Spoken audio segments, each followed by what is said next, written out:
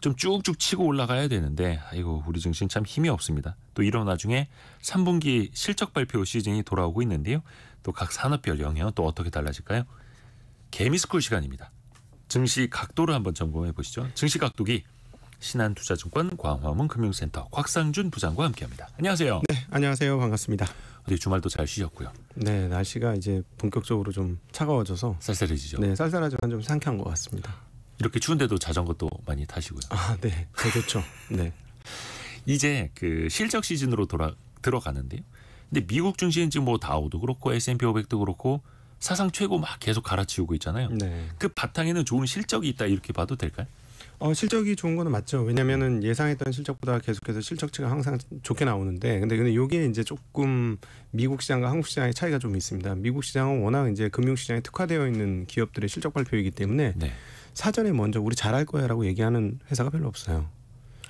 기대감을 상당히 많이 낮춰놓습니다. 일부러 기대감을 낮춰놓고 네, 낮춰놓고 나서 그 실적을 달성하는 게 일반적이라서 보통 이제 이전 분기 실적 발표할 때 우리 다음에 이 정도 할 거야 했을 때 달성하는 확률이 한 70-80%가 계속 꾸준히 넘어요. 그러니까 이제 실적 발표할 때 보면 실적 굉장히 잘 나오는 것 같다 이렇게 보이는데 그런 흐름들이 좀 있다는 걸 좀 파악하시면 좋겠고, 한국 같은 경우는 조금 실적이 좋을 것 같으면 막 흥분해 갖고 우리 좋을 거예요 이렇게 얘기했는데 달성 못하는 경우가 종종 있습니다. 그래서 쇼크를 좀 당하고 이런 경우 있는데, 근데 이제 그 무엇보다도 실적이 좋아서 그러면 주가가 올라갔느냐라고 보면 꼭 그렇게 보기는 어려운 것 같습니다. 왜냐하면 지금은 여전히 유동성이 많기 때문에 더 많이 올라가는 거라고 표현하는 게 맞을 것 같은데, 그거는 이익 대비 주식 시장의 그 가치를 판단해 보면 아는데 역대 가장 높은 이익 대비 가치예요.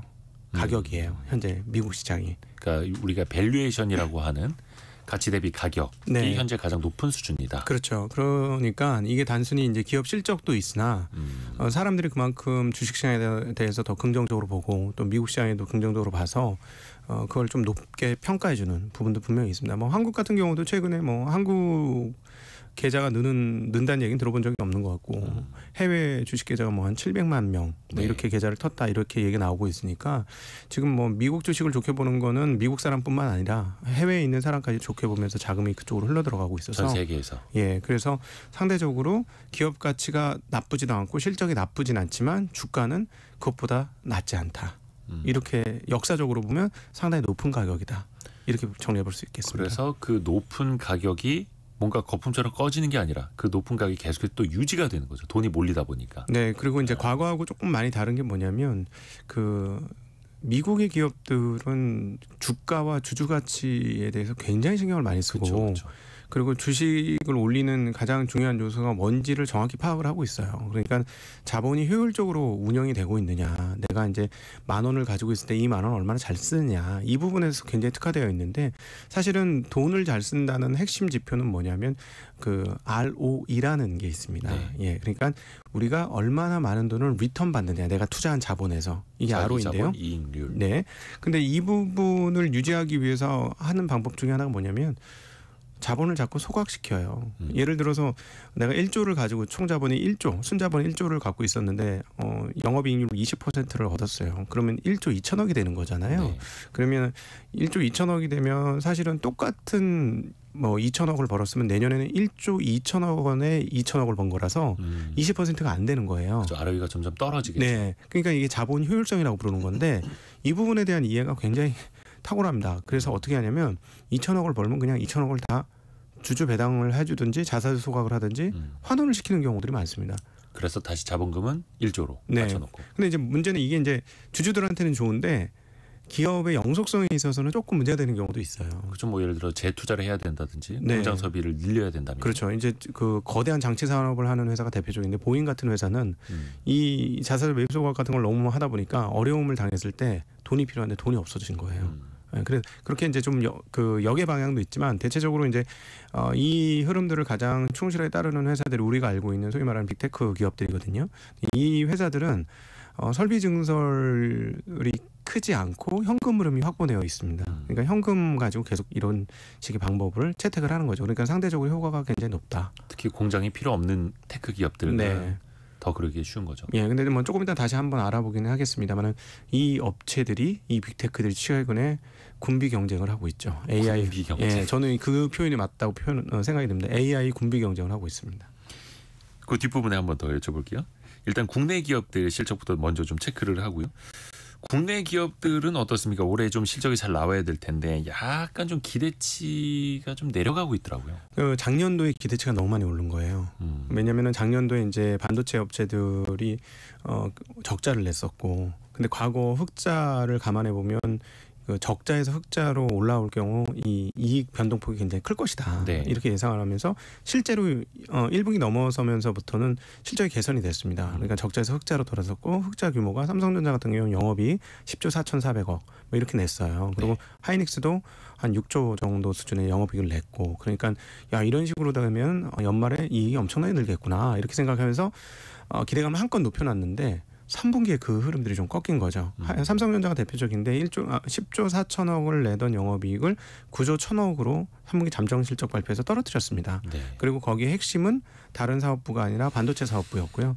그렇게 되다 보니까 뭐야, 이익이 가장 많이 나는 사업 영역에서 이익이 꺾였어? 그러면 이거 어렵겠군, 안 되겠군, 이런 생각을 하게 된 거죠. 그래서 그 이익에 대한 전망치가 계속 올라가던 것이 하향 조정되고 있습니다. 그래서 주가 흐름도 거기에 따라서 조금 부진한데, 근데 지금 주가의 부진이 조금 더 심한 편인 것 같습니다. 그래서 지금 삼성전자는 58,000원대까지 떨어져 있고, 그 개인 투자자들이 10월에 가장 많이 산 종목들 쭉 보니까 뭐 삼성전자, 기아, 포스코홀딩스 등등이 있습니다. 근데 이번에도 이게 빗나가질 않네요. 개인 투자자들이 많이 산 종목 10개 중에 7개는 하락했다. 네. 왜 이렇게 반복이 될까요? 왜냐면은 이제 과거에 사고 싶었던 주식이 싸지면 사는 거예요. 그냥 눈으로 보이는 가격만. 네, 가격이 싸지면 사는 건데, 문제는 이제 이 다음에 지금 우리가 주식을 사는 거는 지금 현재에 대한 그 투자라기보다도 미래에 얻어낼 이익에 대한 투자거든요. 근데 이제 최근 이 주식들이 미래에 대한 전망이 지금보다는 조금 나빠진 거죠. 그러니까 주식이 떨어져서 가격 옛날에 그때 너무 사고 싶었던 건데 진짜 반짝반짝 빛나는 기업이라고 생각해서 샀는데 이게 약간 퇴색되고 있었던 분위기였었으니까 사고 나서 주가가 이제 더 떨어지는 흐름들을 보여주는 거고요. 여기에 대해서 이제 사람들, 투자자들이 이제 어떻게 대응할 것인가가 정말 극명하게 갈라집니다. 어떤 사람들은 손절매를 잘해야 된다, 그래야 생존할 수 있다 라고 얘기하고요. 네. 또 전혀 반대의 접근법은 뭐냐면 물타기를 잘해야 된다 라고 또 보는 분이 있어요. 그러니까 이게 완전 양극단이거든요. 물타기는 추가 매수를 해서 평균 단가를 낮춰놓는 거, 이걸 이제 그렇죠. 표현하는 거죠. 네, 그런데 저는 이게 근데 사실은 동면의 앞뒷면 같습니다. 그러니까 그 예를 들자면 트레이딩을 많이 하는 사람들이 주식을 되게 고점에서 잡았을 경우에는 손절매를 못하면 정말 자산 전체가 무너지는 상황이 발생할 수 있어요. 그래서 이제 그 아주 빠르게 잘 올라가는 주식을 좋아하는 사람들은 반드시 손절매라는 그 어떤 투자의 법칙을 놓치면 큰일 나는 거고요. 물타기는 그러면 어떤 사람들이 해야 되느냐? 그렇게 트레이딩 관점이라든가 치솟는 주식을 사는 사람들은 물타기하면 절대 안 되고요. 바닥에 쫙 긁어가지고 주가가 떨어지다가 나는 뭐 3년 5년 들고 있을 수 있어, 이 회사가 좋은 회사인데 역사적으로 되게 낮은 가격이야, 그래서 산 거야, 이런 분들은 물타기를 해도 돼요. 예. 근데 그 반대로 하시면 서로 간에 굉장히 난처해집니다. 그렇죠. 예. 그래서 본인 그 자금의 또 투자의 목적이라든지 본인의 성향, 얼마나 또 기다릴 수 있는지 그 시간 가치 이런 걸 또 종합적으로 판단을 하셔야 되는 거고요. 네, 그렇죠. 느긋하신 분이 급하게 투자하면 망하고 급한 분이 느긋하게 투자하면 또 망하는 게 있습니다. 아까 얘기했던 이제 미국의 빅테크 기업들 실적도 한번 볼까요? 그러니까 이번 주부터 그러니까 10월 말까지 줄줄이 나오더라고요. 빅테크 기업들의 실적. 이번엔 분위기는 전반적으로 어떻게 보세요? 그러니까 이 회사들은 뭐 사실은 연예인 걱정하지 말라는 것보다 더 걱정하지 말아야 할 회사들이죠. 워낙 뭐 전 세계적으로 영업망을 정확하게 가지고 있고 계속해서 현금 창출이 되어지고 있고, 그다음에 설비 증설은 많지 않습니다. 비용 투자에 비해 리턴이 굉장히 많은 기업들이니까요. 걱정할 건 없는데, 앞서 잠깐 말씀드렸듯이 제가 AI 군비 경쟁을 하고 있다고 말씀드렸어요. 마이크로소프트 최근 뉴스에 의하면 최신형 엔비디아 칩을 어마무시하게 지금 주문하고 있다라고 합니다. 엔비디아 칩 셋이 있어요. 이렇게 컴퓨터 덩어리처럼 나오는 게 네. 가격이 이번에 발표가 됐는데 정말 깜짝 놀랐습니다. 물론 이제 칩을 한 개 다른 게 아니고 여러 개 다른 제품이긴 한데 네. 그래도 컴퓨터 한 대거든요. 따지고 보면 여러 개 칩을 단 고성능 컴퓨터인데 가격이 얼마쯤 할까요? 그 전 모델이 5천만 원이었잖아요. 51만 5천 달러예요. 시작 가격이. 정말 너무 많이 놀랐어요. 한 8천만 원? 아니요, 8억. 아, 8억? 네. 51만 5천 달러. 그러니까는 물론 이제 칩 한 개의 가격은 아닌데 이럼에도 불구하고 주문이 폭주하고 있는 상황이거든요. 그러면 이건 무슨 말이냐면 걱정할 필요 없는 빅테크들이 과거에 써본 적이 없는 설비 비용을 지출하고 있는 거예요. 그러면은 2분기와 똑같은 궤적이 나올 가능성이 있다. 2분기에 뭐라고 했냐면 과소 투자보단 과잉 투자가 더 안전하다라고 표현하면서 매출은 늘었는데 이익이 늘지 않는 모습을 보여주었습니다. 그래서 지금 이 군비 경쟁이 끝나지 않았기 때문에 빅테크 기업들이 매출은 항상 조금씩 우상향하는 모습을 보여준 것처럼 그대로 진행이 될 것 같고요. 반면에 이익 규모는 투자가 너무 많기 때문에 쉽게 증가하지 못할 것 같습니다. 그래서 거기에서 어떻게 운용의 묘를 짜서 이익 규모를 줄이지 않으면서 투자를 할 거냐. 이게 이제 빅테크들의 관점인데 그게 이제 어떻게 열릴 것인지가 너무 궁금해요. 이번에. 이게 사실 지난 2분기 실적 발표 이후에는 비용은 비용대로 쓰면서 그 AI 관련해서는 수익이 별로 없다. 이러면서 주가가 좀 조정을 받았었잖아요. 그렇죠. 근데 이번 3분기 때는 과연 이제 어떤 스토리로 갈지. 네. 근데 크게 다르진 않을 것 같고요. 근데 이제 이거를 제가 이제 지난주 한 주 동안 곰곰이 생각해 봤어요. 그리고 그 엔비디아의 젠스왕 대표가 했던 얘기가 있습니다. 이거를 나는 안 쓰고 있는데 쟤네들은 저거 저렇게 투자하다가 저거 잘못된 투자 되는 거 아니야라고 투자자분들이 생각할 수 있어요. 근데 젠스왕이 뭐라고 했냐면 모든 AI는 로봇이다 라고 얘기를 했습니다. 그러니까 하드웨어 물리적으로 물체를 가지고 있는 AI도 있지만 소프트웨어 AI도 일종의 로봇이다라고 얘기했는데 저는 거기 부분에 대해서는 동의가 되고요. 근데 우리가 자꾸 로봇 하니까 우리 어렸을 때 자꾸 태권브이, 마징가 제트, 그랜다이저 뭐 이런 걸 본 생각을 하다 보니 자꾸 휴머노이드, 인간 같은 로봇을 자꾸 생각하거든요. 근데 초기 단계에 인간과 비슷한 유형의 로봇이 나오는 건 아닐 거예요. 뭐 영화에서도 주로 그런 거 자꾸 이야기하잖아요.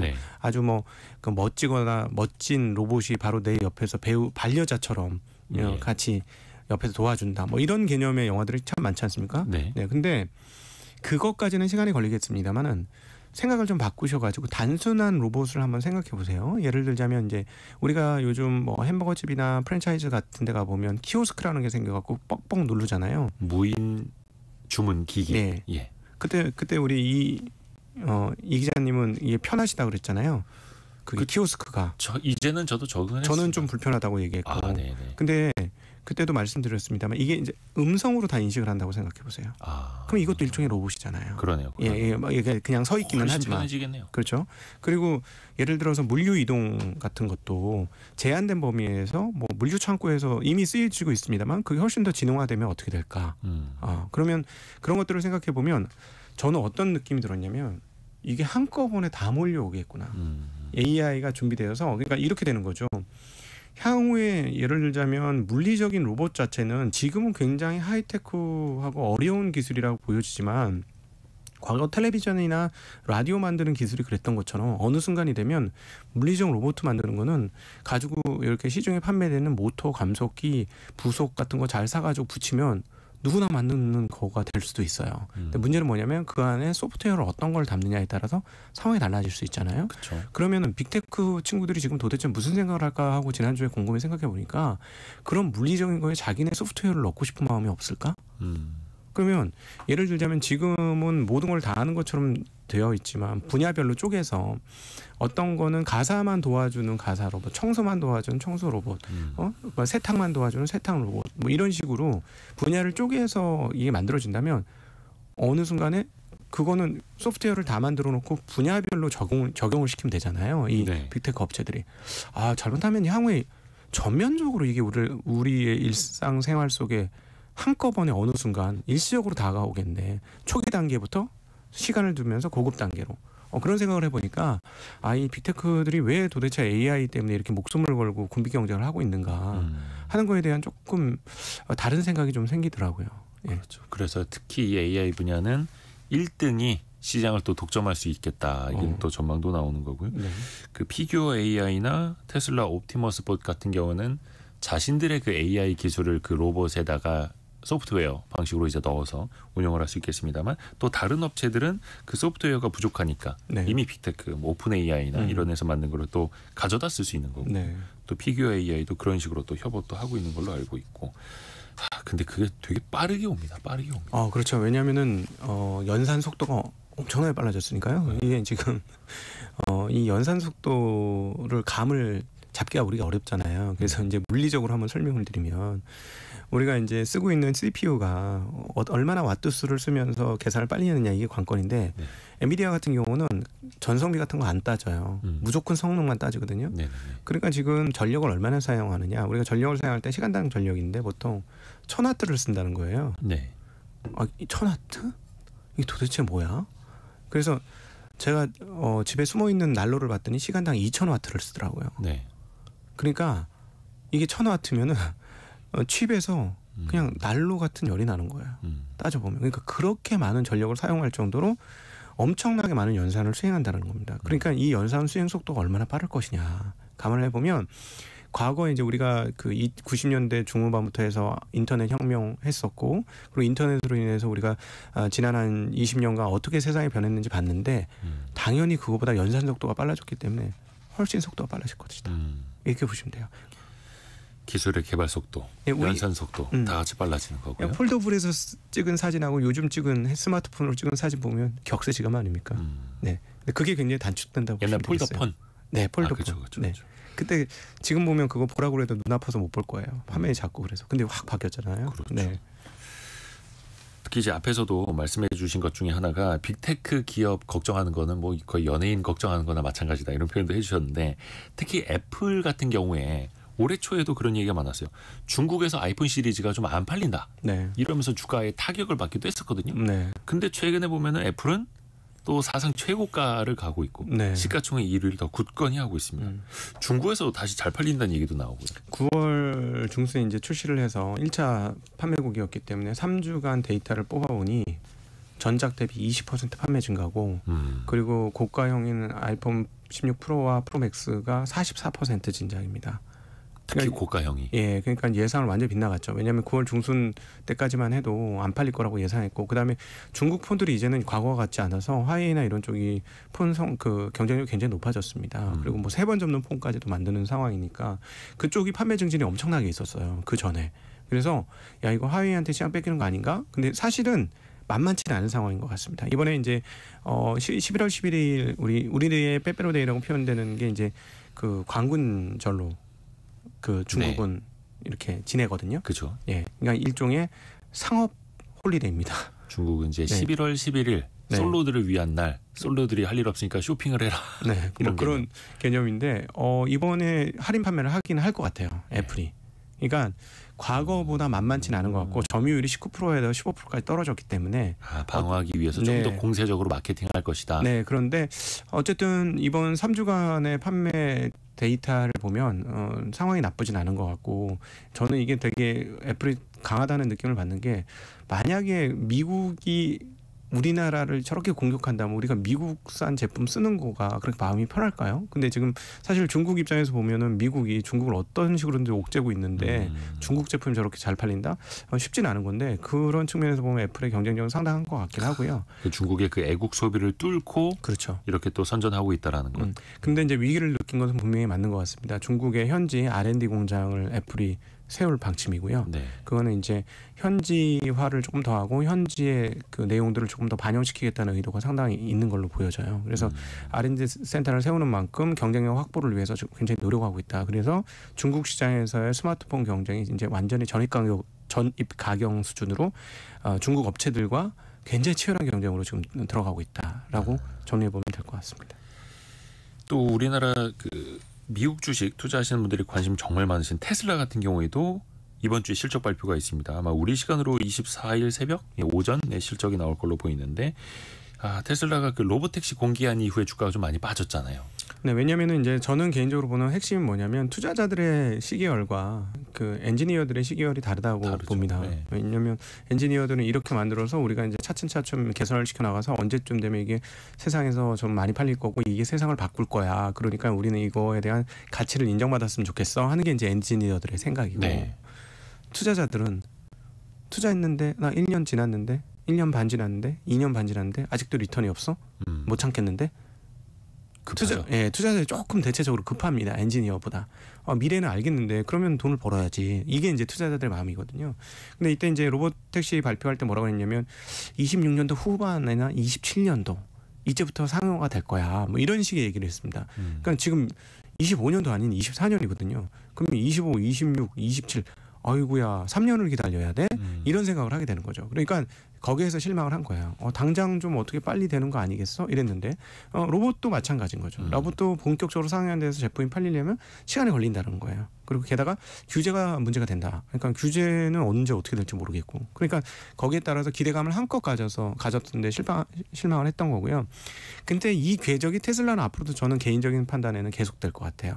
그러니까 실적 발표나 이벤트 발표 전에 와, 이 회사가 이런 것도 할 줄 알고 저런 것도 할 줄 알았는데 대단한 회사야. 그러니까 이게 되게 잘 될 거야 하고 쫙 기대감과 함께 주가가 오르다가 뭔가 이벤트 발표, 실적 발표를 하게 되면 에게 이런 결과가 나올 수 있다라는 거죠. 아마 이번 실적 발표도 2분기보다 뭐 크게 떨어지는 않겠습니다. 2분기가 워낙 안 좋았어요. 그러니까 크게 떨어지진 않을지라도 예전처럼 호쾌하게 이익이 증가하는 모습 못 보여줄 겁니다.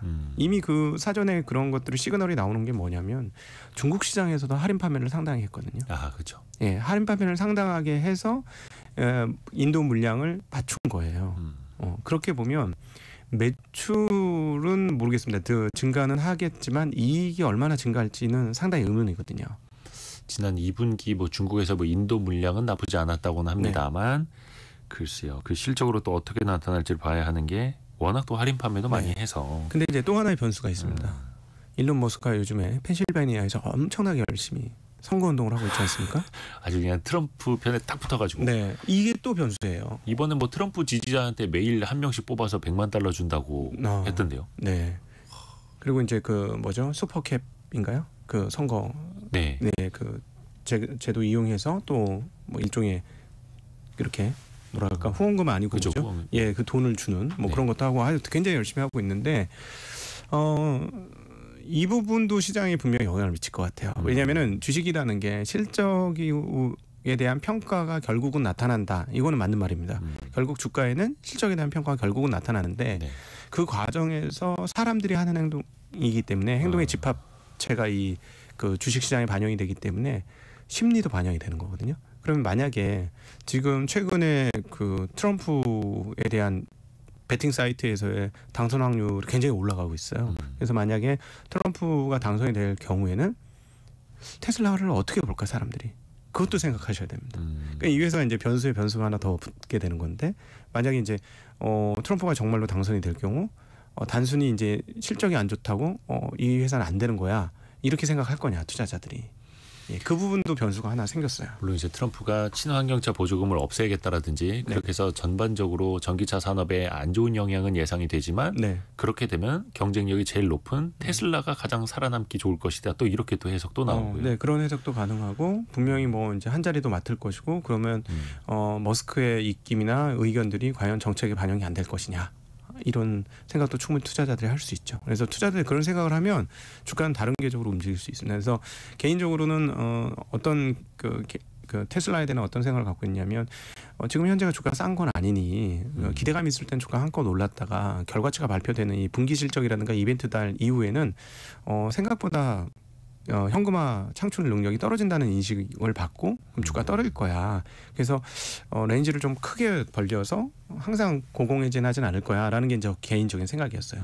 테슬라 그러니까 쉽게 얘기하면 지난번처럼 뭐 $200대 중후반까지도 갔다가 $100대 중반까지도 가는 이런 레인지를 가실 것이다라고 봤는데 여기에 이제 선거 관련 이벤트가 하나 더 붙은 겁니다. 변수가. 네. 변수가 많죠. 그래서. 우리가 또 테슬라를 신경 쓸 수밖에 없는 게 국내 2차 전지 관련주라든지 또 완성차 업계에도 영향을 미칠 수밖에 없잖아요. 근데 최근에는 LG 에너지 솔루션이 포드와 무려 13조 원어치 공급 계약을 맺어서 이제 공시를 하기도 했는데 주가 반응은 그냥 뜨뜻미지근하더라고요. 이게 왜냐하면은 작년도에 주가가 좀 많이 올라서 그래요. 결론적으로는 그게 이제 제일 큰 이슈가 되는 건데, 왜냐하면은 저는 이제 제 개인적인 생각입니다. 2차 전지라는 제품이 기술력도 필요하고 매출도 증가하고 앞으로도 미래가 밝은 것은 분명히 동의를 하는데, 이익률을 높게 가져갈 수 있느냐는 상당히 의문인 게, 예. 2차 전지가 이익률을 많이 가지고 가면 전기차가 마진이 줄어요. 그렇죠. 전기차가 적자가 더 심해지는 거예요. 자동차 메이커들 입장에서는. 결국은 부품일 수밖에 없는. 예, 그래서 이게 기술이 좋다고 마진율이 20-30%씩 가는 그런 하이테크는 맞는데, 반도체라든가 소프트웨어가 갖고 있는 그런 정도의 마진율을 갖기에는 자동차 시장 자체가 받쳐주지를 못하는 거죠.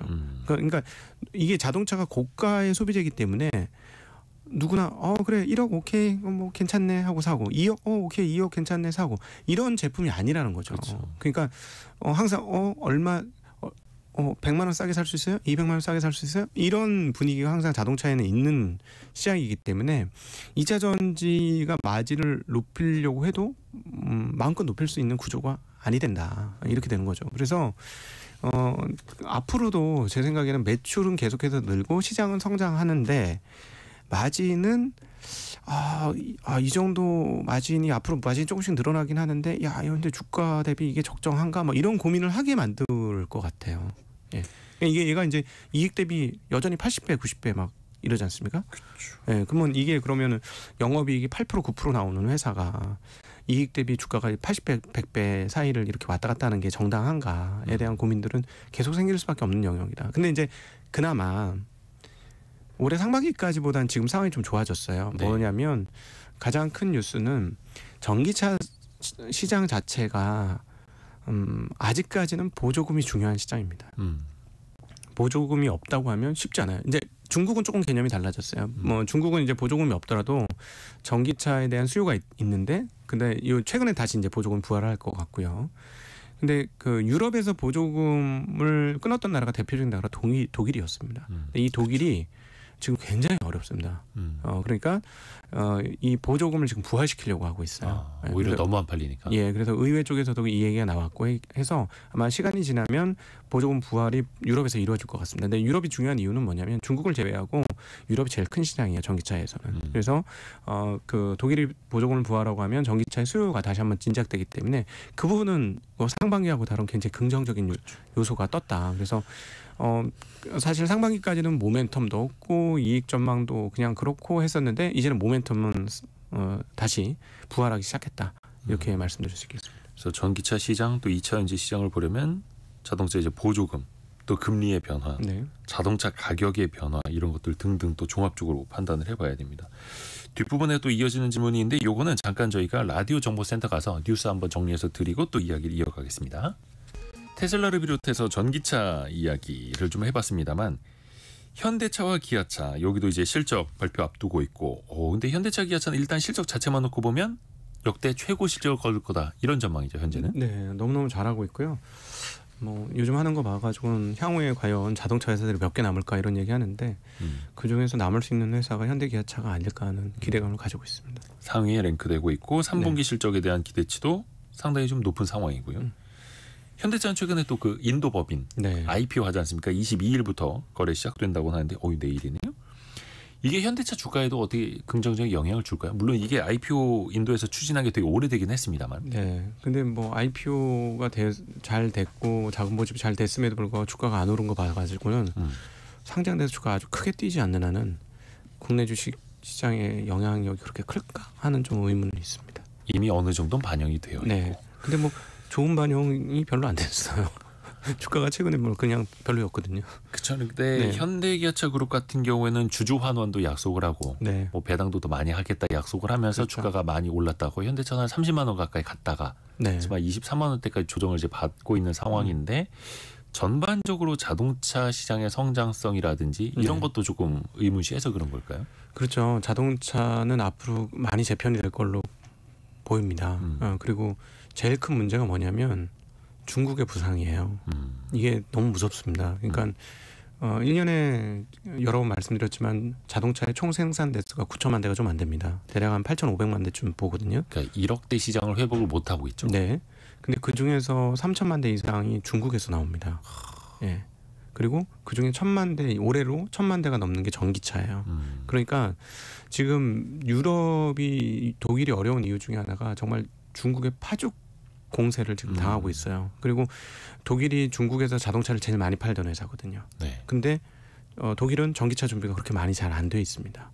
예, 이미 노스볼트 같은 데는 굉장히 경영에 어려움을 겪고 있고요. 네. 예, 그러니까 이게 준비가 제대로 안 되는 상황인데 중국이 정말 파죽지세로 올라오고 있잖아요. 그러니까 유럽이 굉장히 어려운 거예요. 지금 유럽에서 팔고 있는 전기차의 상당 부분이 중국 전기차입니다. 그래서 이걸 어떻게 막을까? 관세로 어떻게 막을까? 이런 굉장히 그 애를 쓰고 있는 상황이잖아요.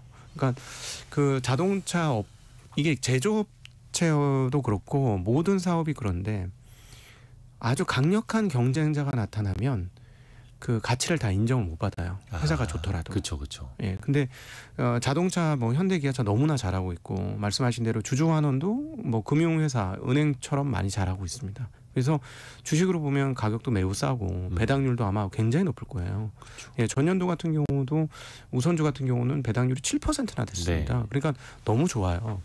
근데 왜 도대체 안 가냐? 과연 이제 중국하고의 우리가 이제 제조업 다른 물건들에서 봤습니다만 중국하고 경쟁이 됐을 때 과연 어떻게 될 거냐. 그러니까 이 문제는 뭐냐면 중국의 소비 시장이 10억 명이 넘는 거대한 그 국민을 가지고 있는 소비 시장을 뒤에 배경으로 두고 있잖아요. 그러다 보니까 이게 물량 규모가 어마무시하기 때문에 제조 물품이라는 게 물량이 많아지면 개당 단가는 무조건 떨어지는 거죠. 그러니까 그런 측면에서 중국이 굉장히 강력한 경쟁자라는 거고 또 하나는 뭐냐면 그 지금 뭐 많은 분들이 뭐 여기에 대해서 동의할 수도 있고 동의하지 않을 수도 있습니다만은 동력 장치의 변화, 즉 전기차로의 변동이 본격화 결국은 될 거거든요. 저는 제가 보기에는 내연기관은 굉장히 훌륭한 기술입니다만 편리성이나 이런 것들을 감안해 보면 시간이 지나면 결국 전기차가 자리 잡을 것 같은데 그 측면에 있어서 그 어떤 나라의 업체들도 중국의 전기차만큼 준비가 많이 되어 있는 회사들이 별로 없어요. 네. 그래서 아까 이제 현대기아차는 살아남을 거라고 본 건 다른 업체들 비해 여기에서 준비가 잘 되어 있기 때문에 그렇긴 한데, 근데 이제 너무 거센 경쟁이 일어나고 있는 상황이라서 미래에 대해서 긍정할 수 있는가에 대해서 항상 의문인 거죠. 우리가 이제 물건 써보시면 알잖아요. 이게 그 사실은 중국 업체들의 이 마인드를 보면 여기는 딴 거 없이 다 가격 경쟁이에요. 그러니까 가격 경쟁이 사실 상당히 무서운 경쟁인데 그쵸. 이게 벌어졌을 때 과연 잘 될 건가에 대해서 자동차에 대해서 항상 의문이 있는 거죠. 네. 또 이번 주 금요일에 SK 하이닉스의 실적 발표가 있습니다. 지난번에 네. 삼성의 잠정 실적 발표 때는 좀 삼성은 실망을 시켰고 하이닉스는 어떨까요? 좀 국내 투자 심리 또 반도체 관련 주가들의 흐름을 조금 긍정적으로 돌려놓을 수는 있을까요? 돌려졌으면 벌써 돌려졌어야 되거든요. 왜냐하면은 그 세계 그 AI 가속기 시장의 3대 장을 꼽아보라면 첫 번째 회사가 엔비디아고요. 그리고 엔비디아 칩을 만들어주는 TSMC고요. 다음에 거기에 가장 중요한 부품인 D램, HBM을 공급하는 하이닉스예요. 그러면은 AI 가속기 시장의 진짜 3대 장이거든요. 지금까지 분명한. 근데 엔비디아나 TSMC와 실적도 비슷한 궤적을 보여줄 거거든요. 분명히. 근데 주가는 그런 궤적이 지금 나타나질 않아요. 만약에 실적 발표는 분명히 좋을 거고요. 아마도 삼성전자보다 영업이익이 더 증가할 겁니다.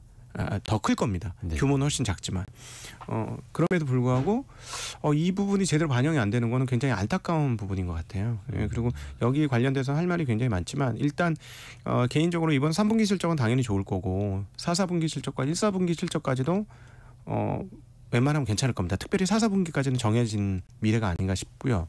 근데 이제 이 이후에 어떻게 될 것인가에 대한 코멘트가 어떻게 나오는지가 정말 궁금합니다. 왜냐하면 여기도 경쟁자가 생겼어요.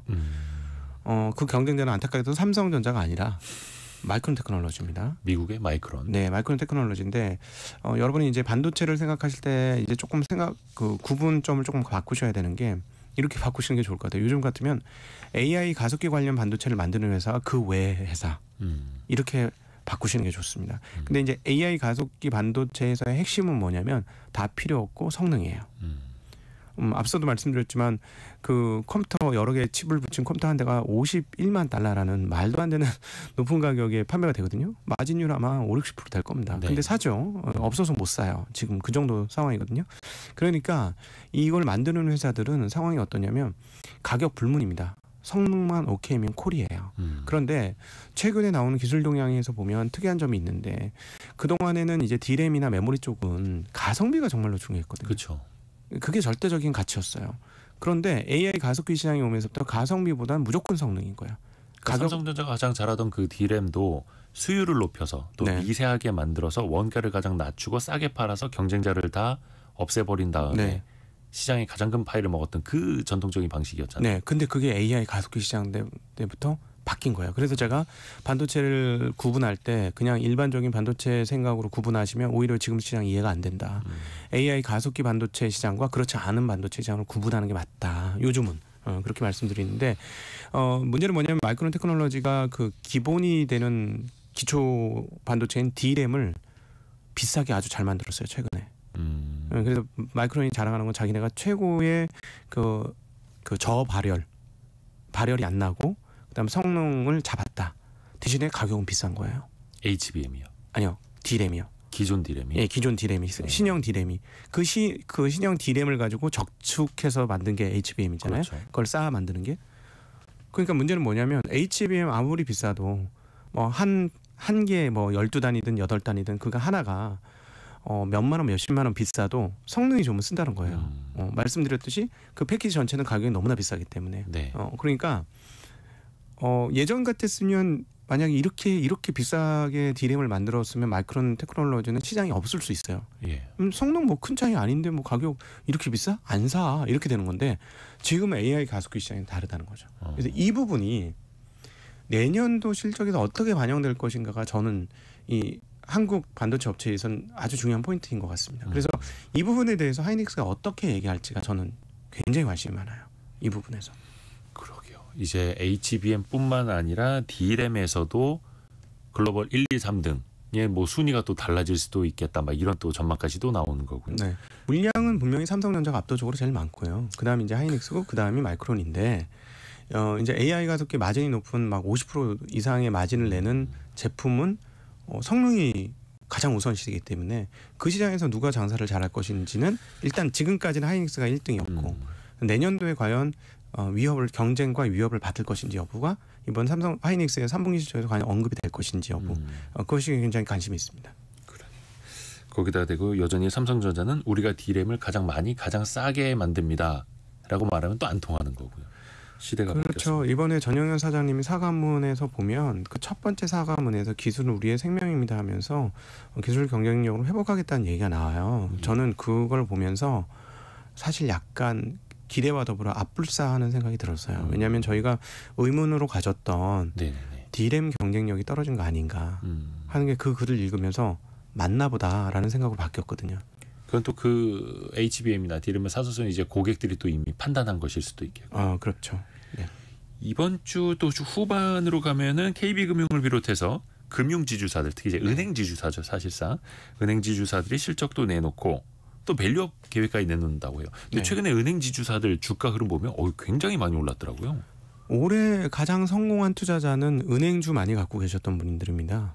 예. 그 작년부터 그랬어요. 지금 작년도 중후반부터 계속 이 흐름들이 나타나고 있고, 자 그러면은 이제 너무 많이 오른 거 아니냐 이런 생각을 하실 수가 있는데 자본 여력이 은행이 굉장히 많습니다. 네. 예. 근데 이제 이게 아주 복합적인 의미가 있는데요. 사실 은행은 자본을 더 이상 늘리는 게 사회적으로도 바람직하다고 볼 수가 없습니다. 왜냐하면 아까 우리 초 모두의 ROE 얘기 말씀드리면서 네. 자본이 효율성이라고 말씀드렸잖아요. 그렇죠. 돈을 많이 벌지 않습니까? 사실 부동산이 잘 되면 누가 돈을 법니까? 은행이 돈 벌어요. 대출해주는 은행이 돈 벌게 돼 있거든요. 그렇죠. 뭐 근데 당국가치도 단단해지고 돈도 네. 많이 빌려가고. 네, 은행이 돈을 많이 벌면 자본이 확충되면 이게 무슨 말이냐면 은행은 자본 대비 몇 배 돈을 빌려주는 사업이에요. 그게 은행 비즈니스 본질입니다. 내가 갖고 있는 돈 대비 몇 배의 돈을 빌려줘가지고 수익을 내는 구조잖아요. 그러니까 자본 계수가 1이 올라간다고 하면 자본이 1이 올라간다고 하면 대출은 더 많이 올라가는 거예요. 그러면 이게 보면 사회적으로 봤을 때 우리가 이제 GDP 가계 대출 비중은 GDP 대비 한 100% 정도까지 올라와서 세계적으로 가장 높은 수준이다라고 봤을 때 대출이 더 많이 늘게 되면 한국의 금융 안정성 계속 떨어지게 됩니다. 그런 측면에서 보면 은행이 자본을 계속 축적할 이유는 사실상 별로 없어요. 네. 왜냐하면 자본을 축적하면 대출만 많아지는 구조가 될 수밖에 없으니 그래서 오히려 자본 쌓인 거를 주주한테 환원시켜서 늘리지 않는 방향이 오히려 사회적으로 제가 보기엔 더 좋은 것 같아요. 그런 측면에서 자본 여력이 굉장히 많습니다. 그래서 많이 올랐습니다만 앞으로도 시가 배당률이 가장 높은 업종은 금융업종이 될 가능성이 매우 높고요. 그렇다면 지금 밸류업으로 인해서 주가가 많이 올랐다. 연초 대비 30%, 40%, 50% 올랐다. 그래서 너무 많이 오른 거 아니냐라고 생각할 수 있으나 여전히 구미 선진국, 미국이라든가 그 다른 나라 그 주식시장 대비로 비교해 본다면 이익 대비 주가나 이런 것들은 굉장히 낮은 편이에요. 한국의 은행주들이. 이익 대비 주가가 낮은 편. 그리고 자산 대비 주가도 낮은 편. 해외와 비교하면. 네네. 그래서 제가 보기에는 이렇게 봅니다. 그러니까 현재 한국 시장이 매우 안 좋지만 외국인들이 러브콜을 보내는 거의 유일한 업종이고 수급이 가장 그래도 탄탄한 쪽은 여기인데 여기가 뭐냐면 돈을 잘 버는 쪽이에요. 현금으로 빵빵 터지고 현금으로만 좋은 게 아니라 주주 환원도 잘하고 있어요. 그래서 이 부분은 많이 올랐습니다만은 부정적으로 보실 필요는 없을 것 같습니다. KB금융이 올해 초 1월에 주가 가장 떨어졌을 때가 48,000원대였거든요. 네. 지금 94,000원대입니다. 시가총액이 37조 원 넘어섰고 KB금융 지주가 올해 2배 가까이 오를 것이다라고 기대를 했겠습니까? 사람들이 참 더 대단한 흐름들이 나타나고 있습니다. 네. 다만 이제 주가가 오를수록 지금 배당 수익률은 한 3%대로 낮아진 측면이어서 앞으로 밸류업을 통해서 뭐 배당이나 주주 환원을 또 얼마나 늘린다라고 발표하는지 이 부분도 또 꼼꼼히 챙겨보셔야 될 것 같습니다. 자, 증시각도기 신한투자증권 광화문 금융센터 곽상준 부장과 함께했습니다. 고맙습니다. 네, 감사합니다.